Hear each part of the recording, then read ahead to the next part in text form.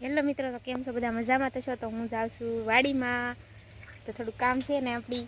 રાજલ આવું છે તારે? હું જો જાઉં છું. Bye bye. જેમાં રાજલ હું જોઈ રહી ઈ બાય બાય જોઈ અહીંયા કરે છે. હું અહીંયા પગી જઈને તો બોલે છે એ બાય બાય. હું હમણાં આવી જાઉં. હમણાં આવી જાઉં, થોડીક વાર લાગશે. 1 કલાક થાય ખાલી. 1 કલાકે નહીં થાય, અડધી કલાક. જો રાજલ બેનો હાથ કરે હે. હું ક્યાંક જાઉં ને ઘરેથી એટલે એને બેનને બોલવાનું વધી જાય. રાજલ પાસે કોઈક માણા હોય ને તો એને મજા આવે. અત્યારે બધા હુઈ જશે બપોરનું ટાણ. બાજુ છે મારા દાદાને એનું માંડવી છે. હવે ખેંચવાનું મુહૂર્ત કરવું છે, પણ કાંઈક થોડોક વરસાદના વાદળાને એવું થઈ ગયું છે. ખાવા મુહૂર્ત કાંઈ દાદાને કરાતું નથી, નકર વરસાદ આવે તો બધું પલળી જાય. તો આ બાજુ પૂગી ગયા છીએ આપણી વાડીમાં. તો મારી વાડીમાં તો હું પગી ગઈ છું, પણ આપણે થોડુંક મારા પપ્પા પાણી વાળતા હતા ને થોડાક સાહ બાકી છે મારે પાવાના છે. મારા બંને ભાઈઓ ગયેલા છે ભણવાના, ફરી આવે કયા સાહમાં આવી ને ખબર. જાવું જોઈએ, લાઇટને વહી ગઈ ને. આપણે વાડીમાં જે વચ્ચે ખાલું હતું ને એમાં મકાઈ સોંપી દીધી. જે મકાઈ સોંપતા હા ને એ વિડીયો શું કહેવાય પહેલાં આવી ગયો. મેં તમને કીધું હતું વિડીયોમાં કે આપણે મકાઈ સોંપવાની છે વાડી.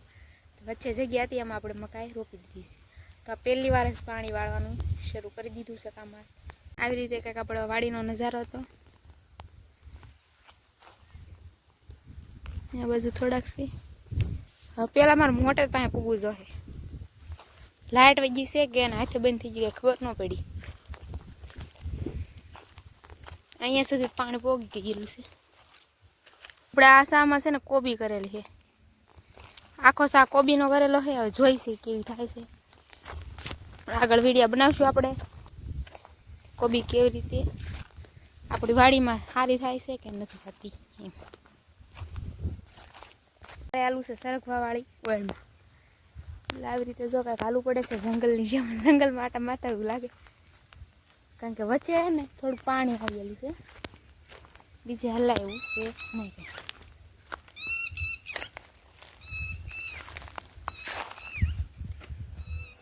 આવી રીતે જો હું કંઈક નીકળું છું એક વારમાંથી. હાલો ભાઈ, લાઇટ જ વહી ગયેલી છે, પાણી આવતું નથી. પાણી આવતું જ નથી તો ધોરીઓ જો ખમ ખાલી પડ્યો છે, એટલે મતલબ પાણી નહીં આવતું, એટલે લાઇટ જ વહી ગઈ છે.